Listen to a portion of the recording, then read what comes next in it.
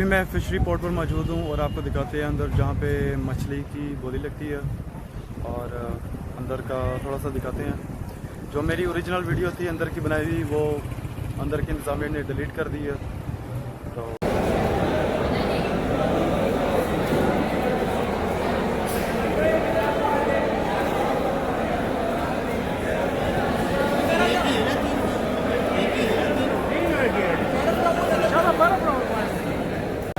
ये वीडियो है, रुक जाओ।